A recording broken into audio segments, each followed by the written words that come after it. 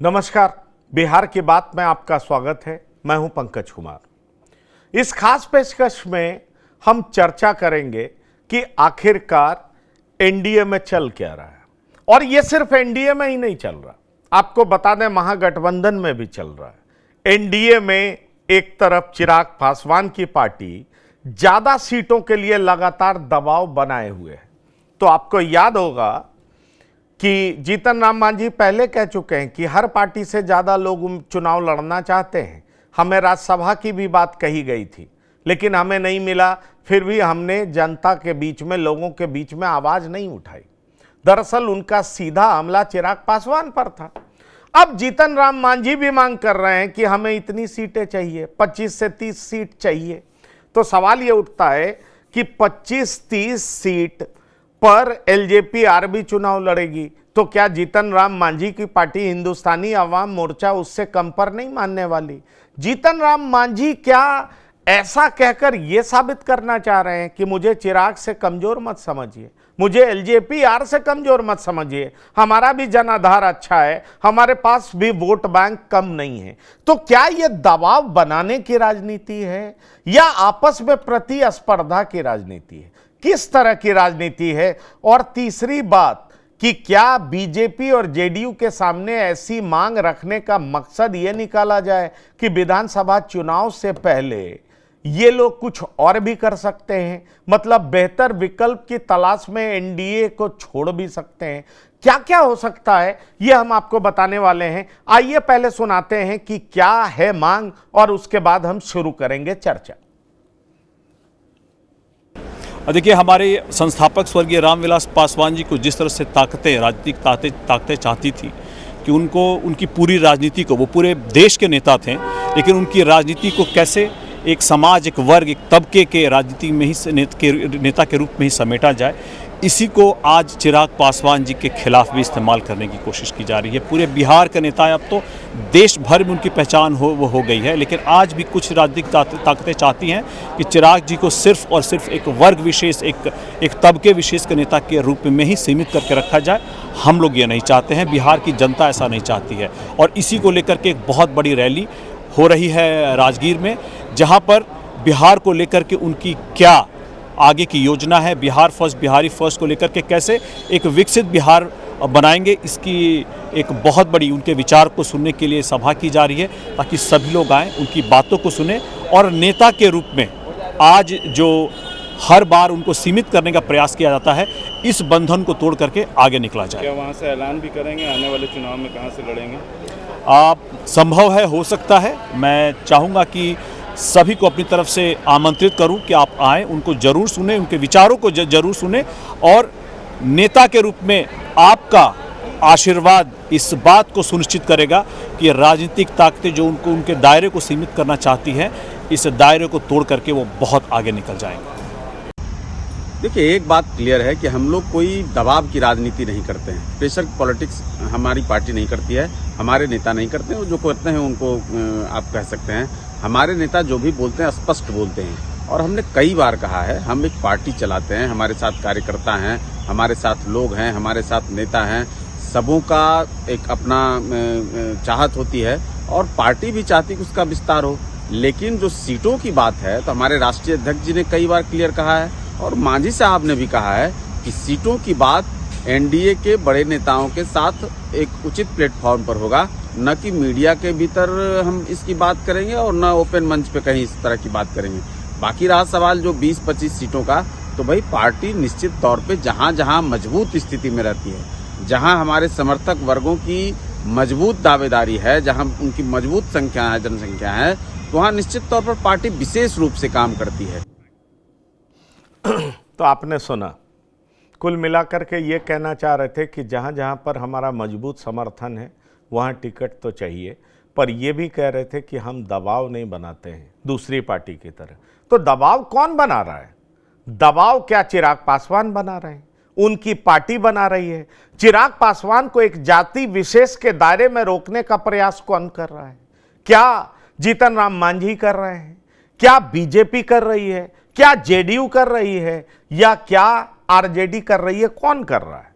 क्योंकि चिराग पासवान बिहार आना चाहते हैं, चिराग पासवान जनरल सीट से चुनाव लड़ना चाहते हैं। चिराग पासवान अपने वोट बैंक का दायरा बढ़ाना चाहते हैं। फिर इस तरह की बात करने का मतलब दबाव के रूप में क्यों देखा जाता है? और यह दबाव की राजनीति किसके खिलाफ हो रही है? भाई, दबाव की राजनीति तो आप अपने घटक दलों के ही साथ करते हैं ना। इस सारी बातों को करने के लिए हम जा रहे हैं अपने मेहमान के पास जो हमारे साथ जुड़ रहे हैं। हम आपका परिचय करा दें। एलजेपी-आर के प्रवक्ता अनुपम पासवान जी जुड़े हैं, आपका बहुत स्वागत है। अरुण यादव जी लंबे समय के बाद जुड़े हैं, मुस्कुरा रहे हैं, लग रहा है पार्टी की स्थिति बहुत बेहतर होती जा रही है, इसलिए अरुण यादव जी आरजेडी के प्रवक्ता हैं, आपका भी बहुत स्वागत है। और साथ ही साथ पिंटू रजक जी हिंदुस्तानी आवाम मोर्चा के प्रवक्ता हैं, वो भी हमारे साथ जुड़े हैं, आपका भी बहुत स्वागत है। और जल्दी हमारे साथ राजनीतिक विश्लेषक, जी हाँ, धन्यवाद। आज जल्दी हमारे साथ राजनीतिक विश्लेषक डॉक्टर संजय कुमार भी जुड़ेंगे। तो हम फिलहाल डिबेट की प्रक्रिया शुरू करते हैं, लेकिन डिबेट से पहले हम आपसे इंफॉर्मेशन चाहते हैं। हमारे पास जो इंफॉर्मेशन है उसको हम समझना चाहते हैं। पिंटू रजक जी, आपके प्रवक्ता बोल रहे थे हम दबाव की राजनीति नहीं करते, और आपके नेता ने कहा हमें राज्यसभा का सीट ऑफर किया, हमें राज्यसभा का सीट दिया जाना था, नहीं मिला, फिर भी हम दबाव नहीं बनाते हैं।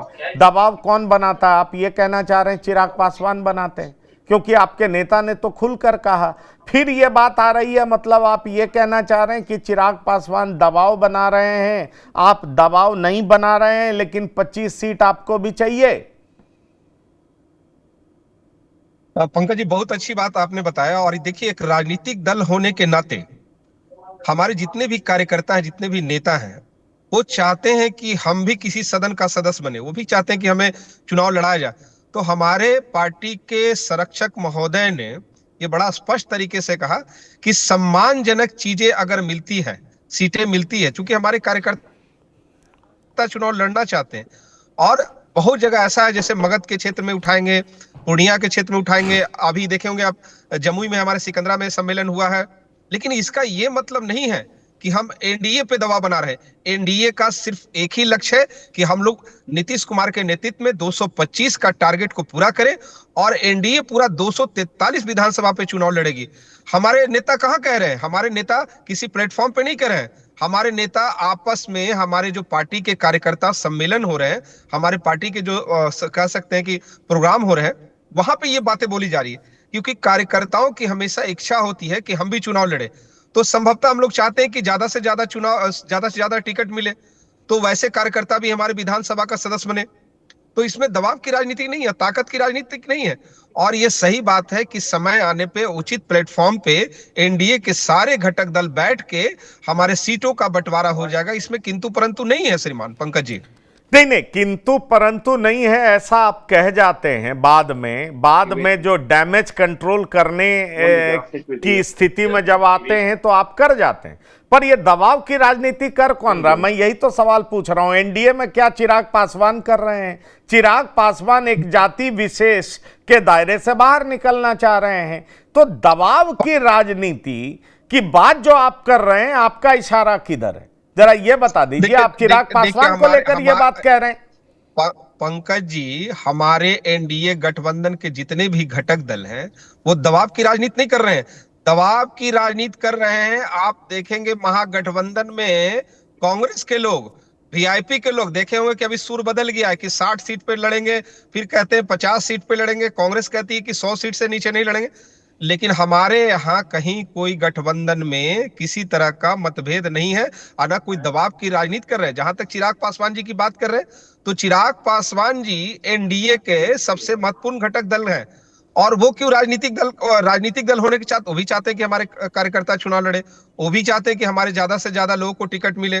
एक राजनीतिक दल के रूप में अगर बात करेंगे तो हम लोग चाहेंगे कि ज्यादा से ज्यादा सीटें मिले, लेकिन इसका यह मतलब नहीं है कि हम दबाव बना रहे हैं। नहीं, चिराग जी को 30 मिले, आपको 10 मिले, मंजूर है?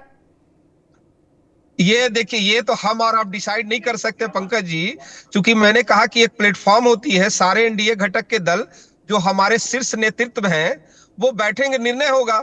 ठीक है, क्यों नहीं? हमें अगर ठीक है। 20 मिल जाए तो क्या दिक्कत है? 10 मुझे मिल जाए मुझे तो क्या लगता है होगा? अनुपम पासवान जी भी इंतजार कर रहे हैं, आपके पास आ रहा हूं अनुपम जी। मुझे लगता है इसका बेहतर जवाब अरुण यादव जी देंगे। दबाव की राजनीति आपके गठबंधन में चल रहा है, वीआईपी आप पे दबाव बना रही है, रात में रोज मीटिंग होती है तेजस्वी यादव और मुकेश सहनी की। एनडीए वाले कह देते हैं कि भाई मुकेश सहनी मेरी तरफ आ रहे हैं। मुकेश सहनी को भी अच्छा लगता है कि मीडिया में उनकी चर्चा चल रही है, वो किधर जा रहे हैं, मतलब उनकी महत्ता बढ़ती जा रही है, और यही तो मुकेश सहनी चाहते हैं। तो क्या आप दबाव में हैं अरुण जी?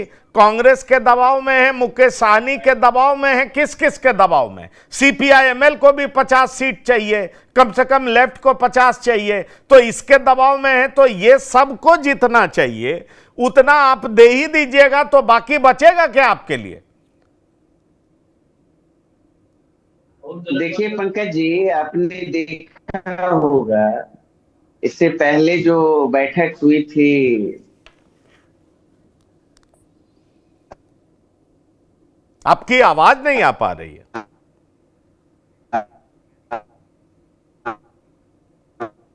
इनका नेटवर्क खराब है, तो आप इनको ऑडियो पे लीजिए। ठीक है, हम आते हैं अरुण जी, आपका नेटवर्क का प्रॉब्लम है। हमारे साथ जुड़े हैं एलजेपीआर के प्रवक्ता अनुपम पासवान जी। क्या आप दोनों मिलकर के एनडीए पे दबाव डाल रहे हैं, और दरअसल दोनों के बीच में प्रतिस्पर्धा है, इस तरह की बात साफ दिखाई पड़ती है? ऐसा लगता है कि एनडीए के दो घटक दल के बीच में सीटों को लेकर के कहीं ना कहीं प्रतिस्पर्धा है।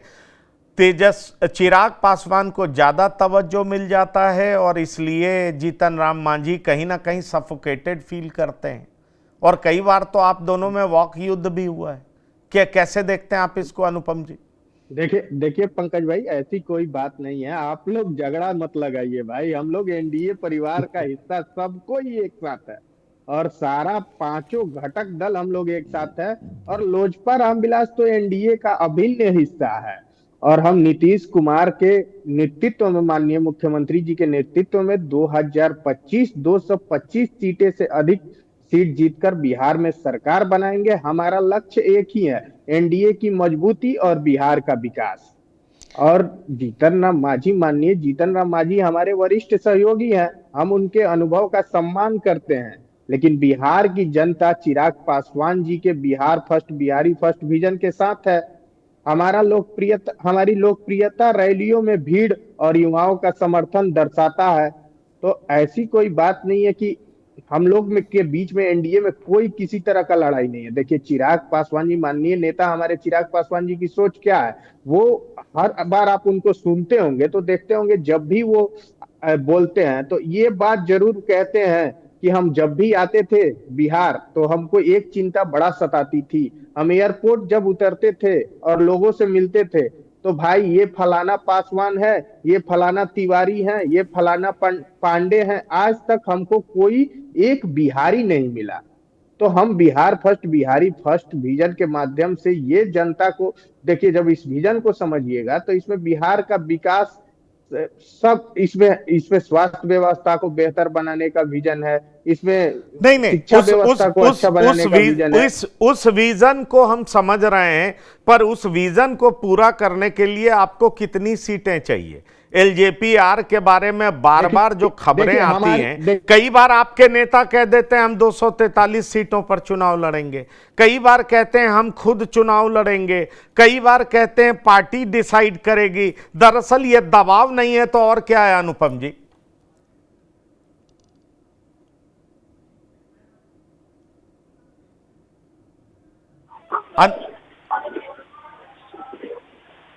चलिए, लगता है इनका भी नेटवर्क प्रॉब्लम है। अरुण यादव जी, मैं आपसे पूछना चाह रहा हूं कि आपको लगता है कि जितने छोटे छोटे दल बड़े दल पर दबाव डाल रहे हैं, एनडीए में मुकेश सहनी, माफ करिएगा, एनडीए में जीतन राम मांझी जी की पार्टी, चिराग पासवान जी की पार्टी बीजेपी और जेडीयू पर दबाव डाल रही है, और महागठबंधन में आप पर दबाव कांग्रेस, वीआईपी, लेफ्ट पार्टियां डाल रही हैं, क्या आप इस बात से सहमत हैं? देखिए पंकज जी, हमारे यहाँ ऑल इज वेल, चूंकि महागठबंधन विचारों का गठबंधन है और हम लोग एकजुट हुए हैं जनता के जो मूल सवाल बेरोजगारी, महंगाई, भ्रष्टाचार, अपराध, गरीबी, भुखमरी, आप देख रहे हैं बिहार में 2 दशक से एनडीए की सरकार है। बिहार के मुख्यमंत्री नीतीश कुमार जी हैं। 2-3 साल छोड़ दें आप तो आप देखेंगे एनसीआरबी का आंकड़े बता रहे हैं 65,000 से अधिक हत्याएं हो चुकी, 25,000 से अधिक बलात्कार की घटना, 1 लाख से अधिक चोरी की घटना और अन्य वारदात आप छोड़ दीजिए। नीति आयोग का रिपोर्ट भी अगर आप देखेंगे तो क्या स्थिति है बिहार का। तमाम मामले में अंतिम पैदान पर पिछड़ा हुआ है बिहार। चाहे आप साक्षरता दर की बात कर लें, सबसे अंतिम पैदान पर बिहार। प्रत्येक व्यक्ति आय के मामले में बिहार अंतिम पैदान पर। बेरोजगारी में नंबर 1 है बिहार, भ्रष्टाचार में नंबर 1 है। अरे तो इसमें गरीबी में नंबर 1 है बिहार। नहीं, वो सारी बातें ठीक है। आप ये बताइए, आप वीआईपी लेफ्ट और कांग्रेस के दबाव में हैं क्या? आप ये बताइए।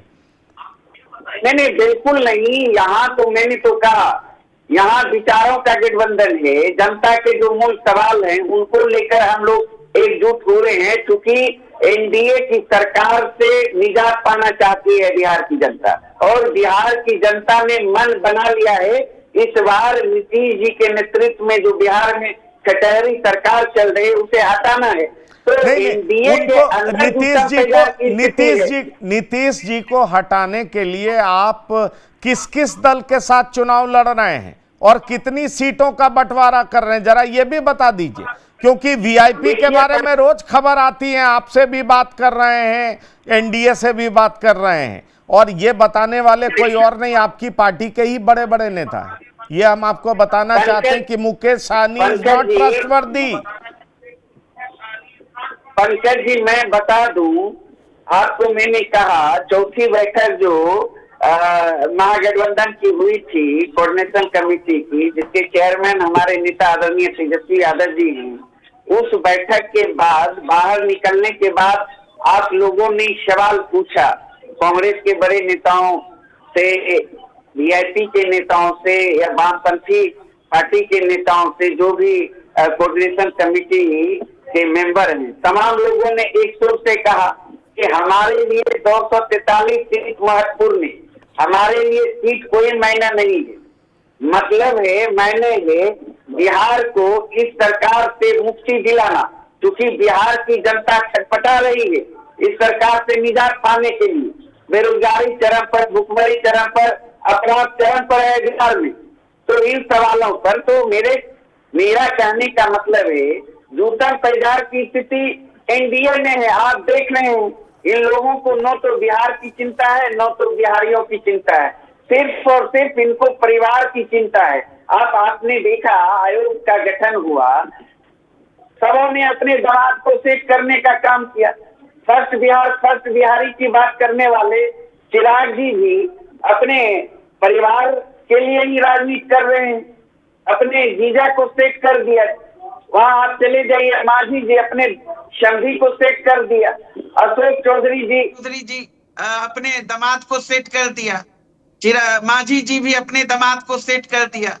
तो इन लोगों के पास कोई विजन नहीं है, कोई रोड मैप नहीं है बिहार वासियों के लिए, बिहार की जनता के लिए। और जनता भी समझ गई है, तो इसीलिए तो बिहार की जनता ने तय कर दिया है कि अब की बार तेजस्वी सरकार। और ठीक है अरुण जी क्या इस बात की गारंटी देते हैं आप कि लालू जी अपने किसी दामाद को सेट नहीं करेंगे आने वाले समय में? आप गारंटी देते हैं? आपसे पूछ रहे हैं हम, पीछे की बात नहीं करेंगे, आगे की बात पूछ रहे हैं।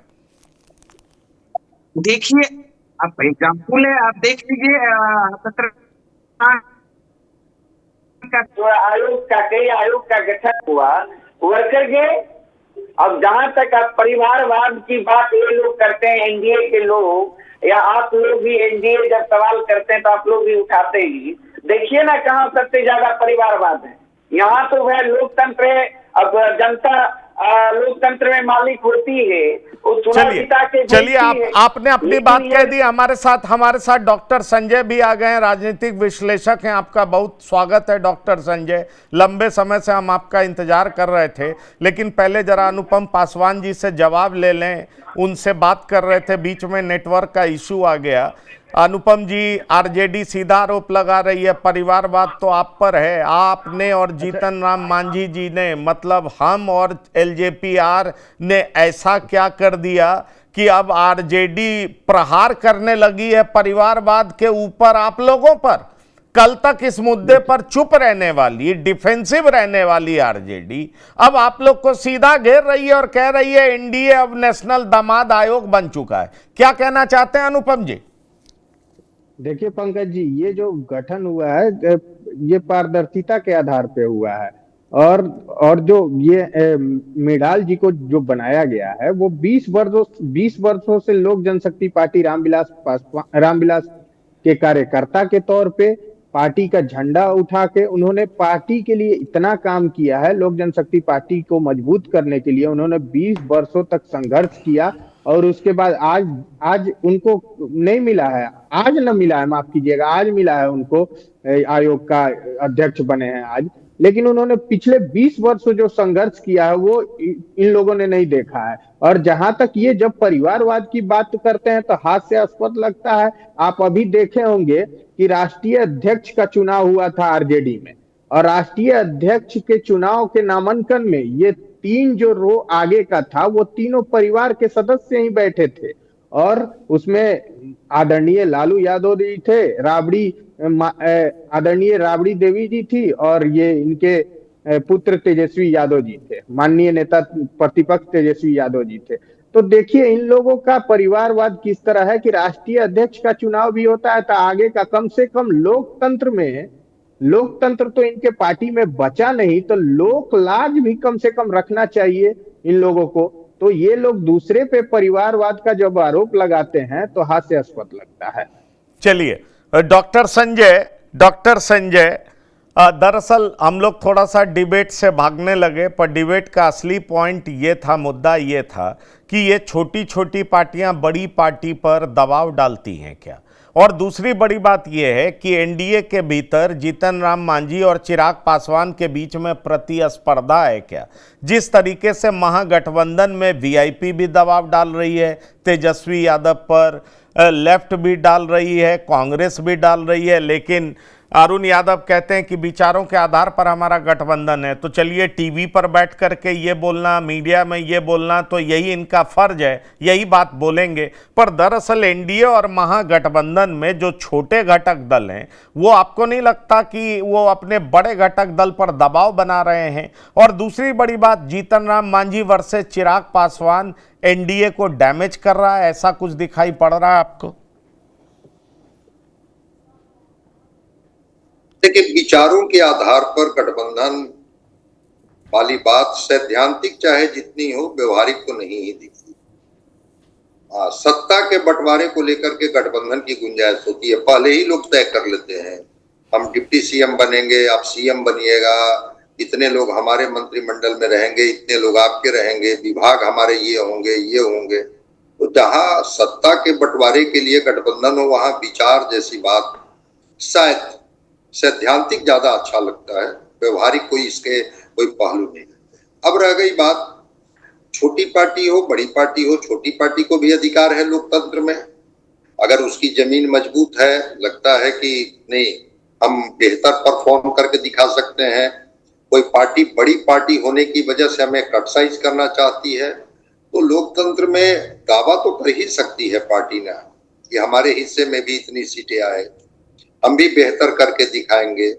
दावा करने और मांग करने में लोकतंत्र में क्या ये है? और जीतन राम मांझी जी तो बराबर कहते हैं कि हम जितना मांगेंगे उतना थोड़े मिल जाएगा, लेकिन हाँ हम अपनी बात तो करेंगे, हम अधिकार की बात तो करेंगे, हम तो मांगेंगे कि हमारे हिस्से में भी इतनी सीटें आनी चाहिए, हमारे साथ भी कोई नाइंसाफी न हो। और चिराग पासवान तो 243 की ही बात कर रहे हैं कि 243 सीट पर हम लड़ेंगे। वो 243 पर लड़ने की बात इसलिए कर रहे हैं कि ताकि वो जो जिस बड़ी पार्टी की तरफ इशारा कर रहे हैं वो बड़ी पार्टी को मैसेज दे सके कि हम तो ऐसा करते रहे हैं, अगर आप हमें सम्मानजनक सीटें नहीं देंगे तो फिर हम निर्णय लेंगे। तो ठीक है, ये चलेगा, लेकिन सीटों का बंटवारा में दबाव बनाने का, ये इसको कहते हैं प्रेशर पॉलिटिक्स। और अभी ये पोजिशनिंग, पोस्चरिंग जो कह लीजिए राजनीति में, ये सब चलेगा, चलता है। बड़ी पार्टियों को भी पता है कि अगर हम सारा कुछ छोटी पार्टियों के हिस्से में दे देंगे तो हमारी बड़ी पार्टी होने का फिर हम अपने कार्यकर्ता को, या जो हमारे साथ लोग जो खड़े हैं, जिनकी अपेक्षा हमसे है, हम उनको क्या दे पाएंगे। तो अपने अस्तित्व को भी बचाएंगे, छोटी पार्टियों को भी नाराज नहीं करेंगे। लेकिन हाँ, चुनाव के वक्त में सीट शेयरिंग को लेकर के छोटी पार्टियां निश्चित रूप से दबाव बनाती है। मजबूत सीटों को लेकर के, कौन उम्मीदवार होंगे, कहां से कैसे वो चुनाव लड़ेंगे, इसको लेकर के, कितनी सीटों पर लड़ेंगे, इसको लेकर के ये चलते रहता है। और जीतनराम मांझी और ये चिराग पासवान दोनों तो एनडीए के फोल्ड में ही हैं। हाँ, जीतनराम मांझी जी को लगता है कि कहीं चिराग जी बाजी न मार ले। स्ट्राइक रेट में वो कहते हैं कि भाई उनको 5 मिला तो 5 जीते, हमको एक ही लोकसभा में सीट मिली तो हम 1 जीत गए, इसमें स्ट्राइक रेट मेरा कौन सा खराब। हमारे भी विधायक जीते हुए हैं, देख लीजिए 4 विधायक जीते हुए हैं। उनके कितने विधायक जीते हैं, ठीक है, लड़ने के लिए वो 135 पर लड़े थे, 1 जीते थे, वो भी जेडीयू में चले गए। तो अपने अपने तर्क हैं, अपने अपने दावे हैं, और दावे करने का अधिकार लोकतंत्र में है। ऐसा कुछ नहीं है कि कोई दावा पार्टी कर रही है तो आप उसको कहिएगा कि नहीं, ये दावा आप किस हैसियत से कर रहे हैं, या ये अधिकार ही आपको नहीं है। लोकतंत्र उनको पूरी इजाजत देता है। बीजेपी, जेडीयू और चिराग पासवान, जीतनराम मांझी, उपेंद्र कुशवाहा, हम समझते हैं कि सीट शेयरिंग को लेकर के थोड़ा रहेगा प्रेशर, लेकिन शायद एकोमोडेट करने में एनडीए सफल होगी। इंडिया गठबंधन की जहां तक बात है, स्वाभाविक है कि यहाँ भी एक लेफ्ट पार्टियों का एक अलग दबाव होगा, कांग्रेस का एक अलग दबाव होगा। कांग्रेस तो राष्ट्रीय पार्टी है, छोटी पार्टी भी नहीं है। जो इनके साथ वीआईपी के हैं मुकेश साहनी जी, उनके एक अपने दबाव होंगे, और जो पशुपति कुमार पारस जो अब इनके फोल्ड में आए हैं, वो एक भी कहेंगे कि भाई हमें भी एक सम्मानजनक सीटें दीजिए। तो सीट शेयरिंग को लेकर के एक दबाव होता है राजनीति में। ऐसा कुछ नहीं है कि बहुत जल्दी सुलझ जाता है, लेकिन कोई ना कोई फॉर्मूले पर लोग काम करेंगे। छोटी पार्टियां अधिक से अधिक सीटें चाहेंगी, बड़ी पार्टियां उनको एक सम्मानजनक सीटें दे करके अपने हितों की भी अनदेखी नहीं करेगी, ऐसा भी मुझे लगता है। इसलिए बड़ी पार्टियां नहीं, अपने पर वो आपको लगता है, पर मैं एक सीधा सवाल आपसे पूछ रहा हूं, आपको क्या लग रहा है एनडीए में किसको ज्यादा सीटें मिलेंगी? आप मुझे ये बता दीजिए, हम या एलजेपीआर को, जो दावेदारी के हिसाब से और व्यवहारिक राजनीति को आप समझते भी हैं, परखते भी हैं, दावेदारी किसकी मजबूत है ये बता दीजिए। क्या चिराग के पास, भले ही चिराग पासवान के पास या एलजेपीआर का एक भी एमएलए नहीं हो, जो कि जीतनराम मांझी तर्क देते हैं, तो क्या चिराग पासवान को कम सीटें मिलेंगी या लोकसभा के आधार पर ज्यादा सीटें मिलेंगी? आपको क्या दिखाई पड़ता है? देखिए, लोकसभा और सीट के आधार पर नहीं, 6 पॉइंट कुछ % वोट पिछली बार विधानसभा में भी चिराग लाए थे बिहार में। तो हमको लगता है कि वोट परसेंटेज के आधार पर चिराग पासवान को अधिक सीटें मिलेंगी, और जीतनराम मांझी जी को थोड़ा उनसे कम सीटें मिलेंगी।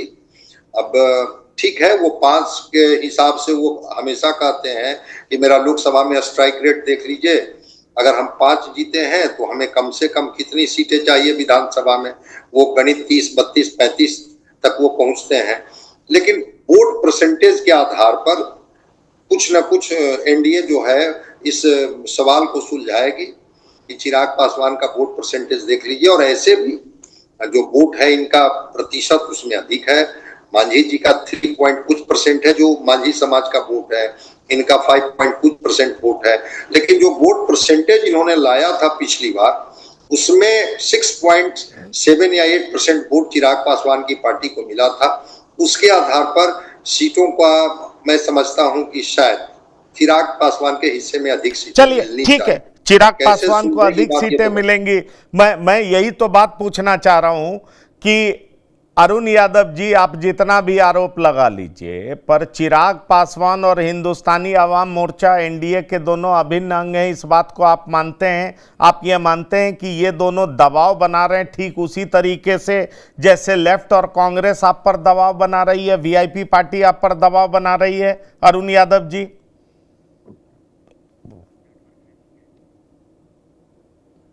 चलिए मैं पूछ लेता हूं, पिंटू रजक जी, आपकी पार्टी कितने सीटों की उम्मीद कर रही है? कितनी सीटों पर आपकी पार्टी चुनाव लड़ना चाहती है? मैं ये नहीं कह रहा हूं कि भाई आप कितनी सीटें लेकर मानेंगे, पर मैं आपसे पूछ रहा हूं कि आपकी पार्टी की अपेक्षा क्या है?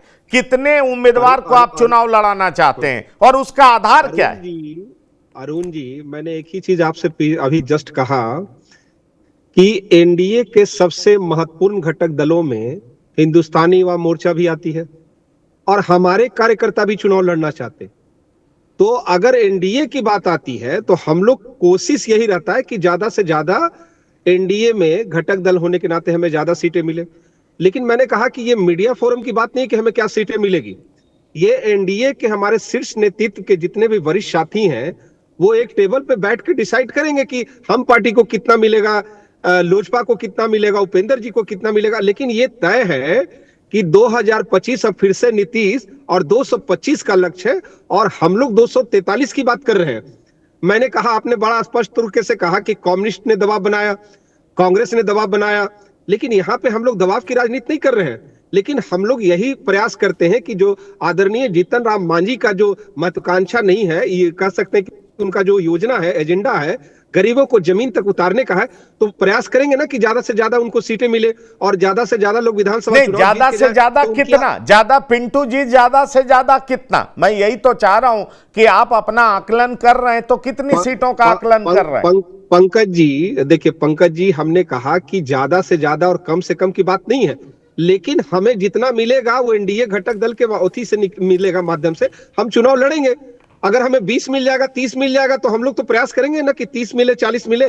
लेकिन ये चीजें मीडिया फोरम में बात नहीं होती है, ये एनडीए के जो वरिष्ठ साथी हैं, घटक दल हैं, वहां पे बैठकर निर्णय लेंगे। लेकिन इतना तय है कि हमारे महागठबंधन की तरह सिर फुटोल नहीं, इनके दूल्हा का भी नहीं पता है और इनके बाराती का भी नहीं पता है।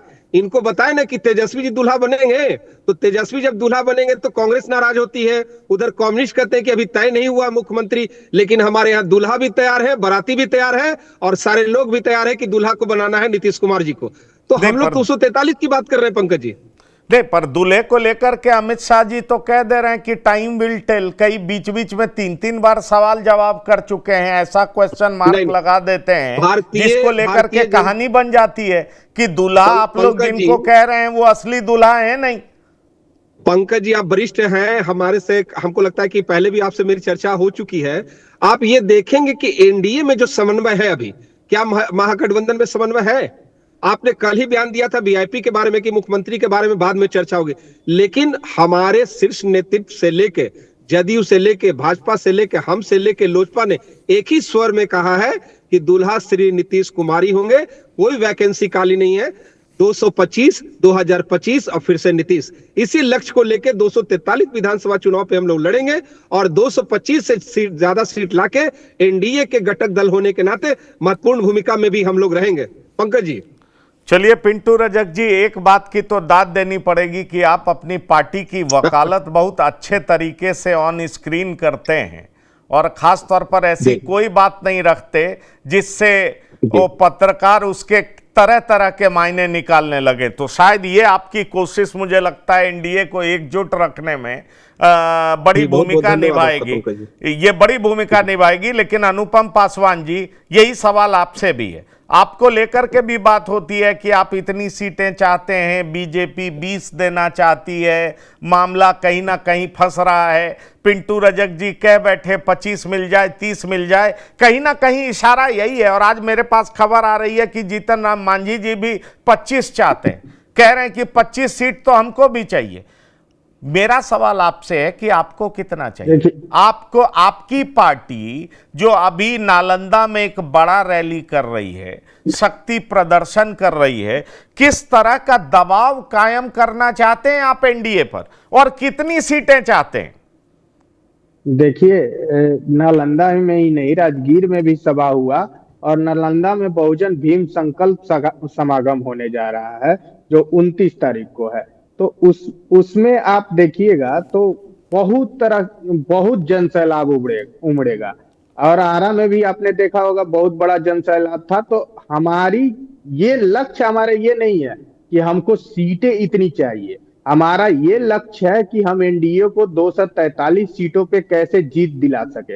हमारे राष्ट्रीय अध्यक्ष जी ने आरा में के ही सभा में कहा कि मैं खुद चिराग पासवान बनकर 243 सीटों पे चुनाव लड़ूंगा। इसका अर्थ ये था कि मैं 243 सीटों पे हमारे कार्यकर्ता, हमारे पार्टी के पदाधिकारी मजबूत तरीके से अपनी उपस्थिति दर्ज कराएंगे और 243 पे हमारी मजबूत उपस्थिति है, हमारे पदाधिकारी कार्यकर्ता काम कर रहे हैं। हमारा ये लक्ष्य है कि बिहार में एनडीए की सरकार कैसे बने। हमारे ये लक्ष्य है 2025 225 के पार हो, सीटें हमारी 225 से अधिक जाए। तो देखिए हमारा गठबंधन जो है वो हम चाहते हैं कि एनडीए गठबंधन का हर एक सीटों पर हम एनडीए को, तभी तो हम ईमानदार सहयोगी कहलाएंगे जब हम अपने सारे गठबंधन के सहयोगियों को अधिक से अधिक फायदा पहुंचा पाएंगे। तो हमारा लक्ष्य एक ही है कि हम सारे अपने सहयोगियों के उम्मीदवारों को अधिक से अधिक फायदा पहुंचा सके,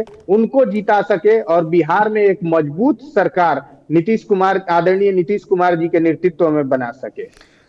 डॉक्टर संजय, मैं आपसे एक सवाल करना चाहूँगा। दरअसल इस बार जिस तरीके से रुख एलजेपीआर का नीतीश कुमार के प्रति देखते हैं या खुद हिंदुस्तानी आवाम मोर्चा नीतीश कुमार के नेतृत्व में जो श्रद्धा और विश्वास दिखाती है, क्या ये माना जाए कि शायद 2020 से कुछ सबक लिया है एलजेपीआर ने? क्या ये माना जाए कि बिहार में सीटों के बंटवारे में मुख्य भूमिका नीतीश कुमार की ही होगी, इसलिए ये लोग नीतीश कुमार के नेतृत्व पर अब कोई सवाल नहीं उठाते? कहते हैं 2025 में नीतीश, यही बात करते हैं ना कि बिहार में नीतीश, 2025 में नीतीश, एक नारा जो भी है। 2020 और 25 का ये बड़ा फर्क आपको दिखाई पड़ता है एलजेपीआर के एटीट्यूड में। उसकी वजह क्या है? वजह यह है कि एलजेपीआर की भी चाहत है कि नीतीश से टकराहट हुई तो सीटों का नुकसान हो सकता है, पिछला राजनीतिक नफा नुकसान जो हुआ उसका अनुभव भी है। आप इसको इस परिप्रेक्ष्य में कैसे देखते हैं? नहीं, बिल्कुल आपने सही कहा कि चूंकि किसी भी तरह से चिराग पासवान अपनी ऊर्जा को केवल हराने में खर्च करना नहीं चाहते। वो चाहते हैं कि अब हमारे पास भी एक कंफर्टेबल विधायकों की संख्या हो, हम भी किंग मेकर की भूमिका में हो, हमारा एक भविष्य है, हमें भी एक जगह मिले। उन्होंने तो कहा ही ना, जब चिराग पासवान से अभी सीवान की सभा में नीतीश कुमार जी ने पूछा कि भाई आपका तो भविष्य बहुत ब्राइट है, नौजवान है, आपको और आगे जानी है, क्या बिहार में चुनाव लड़ना चाहते हैं? तो उन्होंने कहा कि पार्टी चाहती है और अगर ऐसा निर्णय होगा तो आपसे आशीर्वाद लेने में जरूर। ये विनम्रता इस बात की तो गवाही दे ही रही है ना कि अब ऐसा कोई निर्णय मैं नहीं लूंगा जिससे जेडीयू को नुकसान हो या नीतीश कुमार जो है थोड़ा असहज हो। क्योंकि बार बार कोई गलती आप दोहराएंगे या बार बार कोई प्रयोग करेंगे तो आप सफल ही हो जाए, ये कोई जरूरी नहीं है। चिराग पासवान भी इस बात को समझते हैं कि 135 सीटों पर हम चुनाव तो जरूर लड़ गए थे, लेकिन जीत तो हमारी एक ही सीट पर हुई थी, 9 सीट पर हम दूसरे नंबर पर रहे थे, तो हम हराने की स्थिति में थे। अब हम चाहते हैं कि जो भी सीटें मिले उसमें अधिक से अधिक संख्या में हमारे लोग आए, हम सरकार के पार्टनर हों, हमें कोई महत्वपूर्ण जिम्मेवारी मिले अगर हम एक अच्छी खासी संख्या लेकर के आते हैं, या उस गुणा गणित में हमारी स्थिति ऐसी हो कि हम किंग मेकर की भूमिका में। तो चिराग पासवान, राजनीति में किसी की भावना का कोई बदलाव नहीं होता है, राजनीति में परिस्थितियां होती है, राजनीति में अवसर होता है, और राजनीति इतनी निष्ठुर होती है कि वो जो आप दुआ सलाम, आशीर्वाद, प्रेम, भाईचारा जो दिखता है वो दिखता है केवल जिसको कहते हैं ना कि बेसिक एटिकेट और मैनर का वो पार्ट होता है, वो राजनीति का हिस्सा नहीं होता है। राजनीति कितनी निष्ठुर होती है ये तो सब लोगों ने देखा है। जब परिवार के लोग एक साथ नहीं रह सकते हैं तो फिर बाकी की बात तो छोड़ो। तो वही बात है कि यहाँ पर परिस्थितियां भी ऐसी हैं कि नीतीश कुमार को ये लोग डिनाई नहीं कर सकते हैं। वो जो 36% ईबीसी का वोट, लौह समीकरण के नायक आज भी नीतीश कुमार हैं। महिला वोटरों पर आज भी नीतीश कुमार का कहीं ना कहीं से प्रभाव है, और एक 15-16% वोट के वो स्टेक होल्डर हैं। वो वोट बड़ी प्रभावित कर देता है चुनाव को, राजनीति को बहुत प्रभावित कर देता है। इस वजह से चिराग नहीं चाहते हैं कि हम नीतीश कुमार से कोई ऐसी दूरी बना लें कि फिर असहजता जैसी स्थिति हो जाए, उनके वोटर नाराज हो जाए। मांझी जी तो हमेशा कहते हैं कि नहीं, हम चाहते हैं कि नीतीश कुमार ही रहें, नीतीश कुमार के नेतृत्व में ही चुनाव लड़ें और अगला मुख्यमंत्री भी नीतीश कुमार ही रहेंगे। ये बात चिराग ने भी दोहराई, मांझी जी ने भी दोहराई। उसके पीछे कारण है कि अधिक से अधिक सीट हमें मिले, हमारे हिस्से में मिले, और हम उसमें परिणाम दे सके और सरकार में अधिक से अधिक हमारी हिस्सेदारी हो, ताकि आगे की संभावनाओं में हमारी पार्टी की गुंजाइश बन सके। मुझे यही बात समझ में आती है, जिसकी वजह से चिराग भी सॉफ्ट है और जीतनराम मांझी जी भी नीतीश कुमार की बात करते हैं। चलिए, तो आप इस बात को समझ रहे हैं, लेकिन एक बात जो बार बार पिंटू रजक जी ये होती है कि आपकी पार्टी 1-2 जिले तक सीमित है, और उसमें मुख्य तौर पर यह कहा जाता है कि मगध में गया के आसपास आपको सीटें मिलेंगी। अगर मेरी जानकारी का सवाल है जहां तक, तो मैं ये जान पाता हूं कि 7-8 सीटें आपको दी जाएंगी। और इसकी बड़ी वजह यह है कि कई और पार्टियों को एनडीए अपने फोल्ड में लाना चाहती है। पान पार्टी को भी 2-3 सीट देने का सोच रही है। चौरसिया और पान का व्यवसाय करने वाले समाज को एनडीए समाहित करना चाह रही है, क्योंकि एनडीए को डर है कि कहीं अति पिछड़ों का वोट हमसे खिसक ना जाए। और वीआईपी पार्टी को लेकर के भी एनडीए का कुछ गुट ये मानता है कि आने वाले समय में वीआईपी पार्टी भी हमारे साथ होगी। जब इतने सारे घटक दल होंगे तो सीटों की संख्या को लेकर के जो आपकी अपेक्षा है, आपको लगता है कि उस पर कहीं ना कहीं चोट पहुंचेगी? जैसे आपके नेता कहते हैं राज्यसभा की सीट का वादा किया गया था, नहीं मिला, फिर भी हम एनडीए में बने हुए हैं। फिर कहते हैं हमारे कार्यकर्ता 25 सीट पर लड़ना चाहते हैं। तो बड़ा सवाल यह है कि जब इतने सारे घटक दल होंगे और आपके 4 विधायक भी हैं, तो आपको नहीं लगता, जो मेरे पास जानकारी है वो दुरुस्त है, कि 10 के भीतर ही आप रहेंगे? मैं एक आपको इसलिए जानकारी देना भी उचित समझूंगा कि हिंदुस्तानी आवाम मोर्चा का जब गठन हुआ था, आपने देखा होगा कि उसमें सम्राट चौधरी भी थे, राहुल कुमार थे, महाचंद बाबू भी थे और बहुत सारे थे लोग।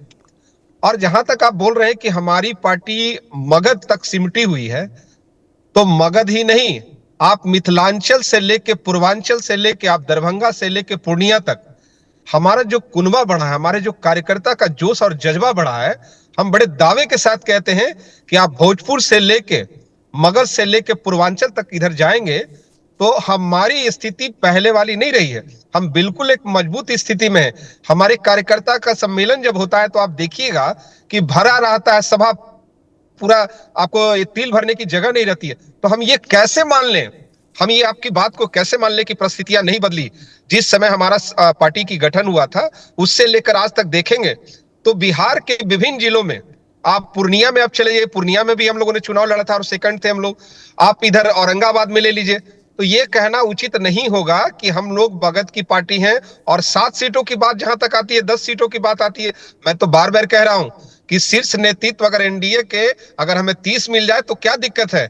हम 30 पे भी लड़ लेंगे, 35 पे भी लड़ लेंगे। हमारे कार्यकर्ता ऊर्जावान है और मुझे पता है कि हम एक महती भूमिका में आने वाले हैं। आने वाला समय हिंदुस्तानी व मोर्चा का और एनडीए का होगा। पंकज जी, रजक जी, क्या अगर 7-8 सीटें मिली तो ये मांझी साहब के परिवार के ही लोग होंगे? जैसा कि अभी तक मंत्री बने जीतनराम मांझी जी, चलिए संरक्षक हैं, बिहार में मंत्री बने संतोष सुमन जी, फिर उपचुनाव में उनकी पत्नी लड़ गई, समधन भी महत्वपूर्ण राजनीति में है।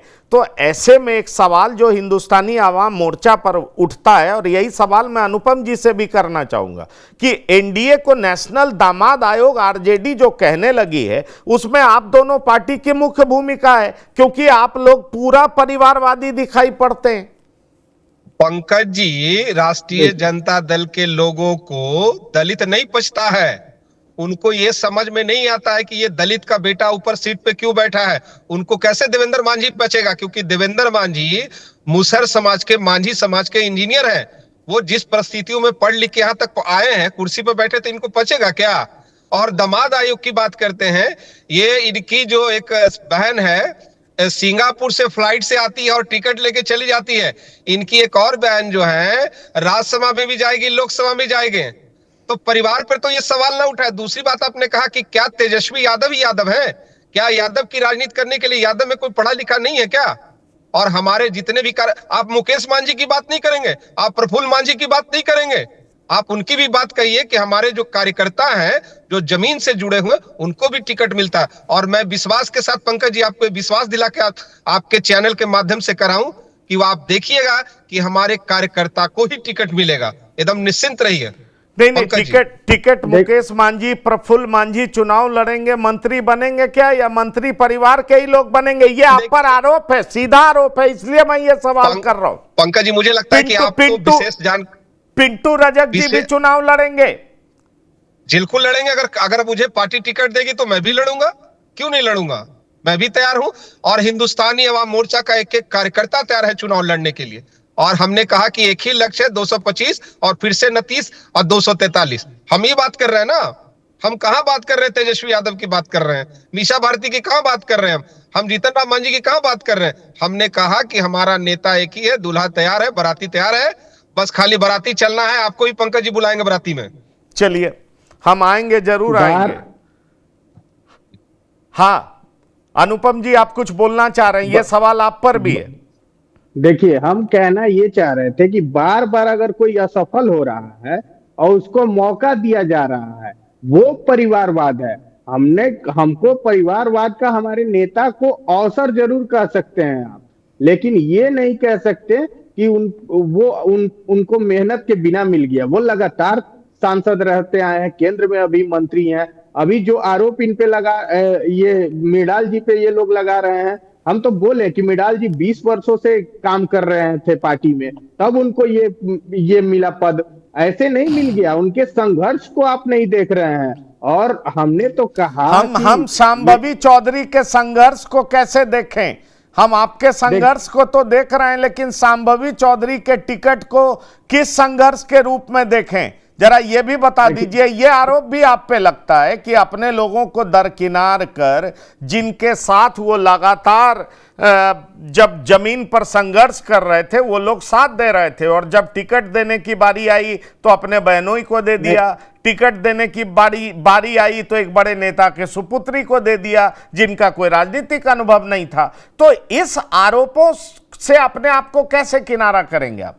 देखिए, शांभवी जी का संबंध लोक जनशक्ति पार्टी से पुराना रहा है। वो पार्टी में उनके हमेशा आती रही हैं, और लोक जनशक्ति पार्टी के राष्ट्रीय अध्यक्ष और माननीय मंत्री अशोक चौधरी जी से भी अच्छा संबंध रहा है, और पार्टी में उनको लगातार उन्होंने संबंध बनाए रखा। चलिए, मुझे लगता है ये बात में कितना दम है उसको तो जनता स्वीकार करेगी या नहीं करेगी, लेकिन शांभवी को जिता करके जनता ने परिवारवाद के इस मसले को किनारा तो जरूर कर दिया। पर डॉक्टर संजय, एक सवाल आपसे पूछना चाहूंगा। ये नेशनल दामाद आयोग कह करके आरजेडी जिस तरीके से एग्रेसिव हो रही है परिवारवाद के मुद्दे पर, आपको यह लग रहा है कि एनडीए से यह मुद्दा छिन गया है अब? क्योंकि इस मुद्दे पर तो अब आरजेडी बोलने लगी है, महागठबंधन बोलने लगा है, और वजह है जीतन राम मांझी और चिराग पासवान, इन दोनों की पार्टी। देखिए, अगर परिवारवाद अगर एनडीए में भी दिखेगा तो आरजेडी अटैकिंग होगी, क्योंकि परिवारवाद पर जब आरजेडी को आप घेरते हैं और हवाला देते हैं, गिनाते हैं, तो आरजेडी को क्या अधिकार लोकतंत्र ने नहीं दिया है क्या कि वो आपको भी घेरे? और स्वाभाविक है, ठीक है, संघर्ष का समय जो भी रहा हो, जितने दिनों से भी लोग रहे हैं, लेकिन उनसे भी तो ज्यादा दिनों तक संघर्ष करते हुए लोग कार्यकर्ता रहे हैं, जो दरी बिछाते रहे हैं, कुर्सियां लगाते रहे हैं, पार्टी का झंडा और पार्टी के जो सिद्धांत और विचार को लेकर के लोगों के बीच में काम करते रहे हैं, आपको वोट देते और दिलवाते रहे हैं, तो उनको लेकर के भी एक सवाल है। ये कह करके कि चूंकि वो डिजर्व करते थे, पार्टी में इतने वक्त से थे, इस वजह से उनको जगह दी गई, तो उस क्राइटेरिया में आपके आप ही की पार्टी में बहुत सारे लोग हैं जो संघर्ष करते हुए मिल जाएंगे। तो हाँ, परिवार और परिवार के लोगों को प्रश्रय देने के पीछे कारण होता है कि पार्टी व्यक्ति केंद्रित होती है। वो लगता है कि एक डेमोक्रेटिक व्यवस्था वहां है, लेकिन व्यक्ति केंद्रित पार्टी होती है, या पार्टी के लोग ही एक व्यक्ति में सारे जो अधिकार हैं वो सीमित कर देते हैं कि भाई सारे निर्णय लेने के अधिकार आपको हैं। जब उनको ही निर्णय लेने के सारे अधिकार हैं तो फिर उस निर्णय में प्रायोरिटी में कौन होते हैं वो दिख जाता है, बताने की जरूरत नहीं है। तो इसको लेकर के घिरते हैं, और जब घिरते हैं तो फिर कहते हैं कि नहीं, आपका परिवारवाद वाला गलत है, हमारा परिवारवाद सही है। चलिए भाई, परिवारवाद तो सही गलत होता ही नहीं। बिल्कुल, परिवारवाद के मुद्दे पर भले ही दोनों के सुर एक हों, पर बीच बीच में कई बार जीतन राम मांझी और चिराग पासवान के सुर अलग अलग दिखे, इस बात से कौन इनकार कर सकता है। और शायद वो दिन भी आपको याद होगा जब जीतन राम मांझी पशुपति पारस के घर चले गए थे, और जिस तरीके से उन्होंने पशुपति पारस के लिए बैटिंग की थी, ये बात चिराग पासवान को नागवार गुजरी थी। ऐसे में बड़ा सवाल ये उठता है कि एनडीए के भीतर चिराग पासवान को ज्यादा तवज्जो मिलने से क्या जीतन राम मांझी दुखी होते हैं, और इसीलिए वो बीच बीच में कह देते हैं कि हमारी पार्टी को भी 25 सीट चाहिए, हमारे कार्यकर्ता बड़ी संख्या में हैं, हमारा जनाधार बड़ा है। ऐसे में दोनों के ये शब्द इस तरीके से लिए जाने लगते हैं कि क्या ये बड़े घटक दल पर दबाव है, और क्या ये दोनों लोग भी ठीक उसी तरीके का दबाव डाल रहे हैं जैसे लेफ्ट कांग्रेस और वीआईपी आरजेडी पर डाल रही है। सवाल गंभीर है, लेकिन ये कितना सच और कितना गलत है, मुझे लगता है सीटों के बंटवारे के समय में जरूर दिखाई पड़ेगा। बिहार की बात में अनुपम पासवान जी, पिंटू रजक जी, डॉक्टर संजय और अरुण यादव जी शिरकत करने के लिए बहुत बहुत धन्यवाद और शुक्रिया। तो बिहार की बात में इतना ही। ताजा तरीन खबरों के लिए आप लगातार देखते रहिए TV9। धन्यवाद, नमस्कार।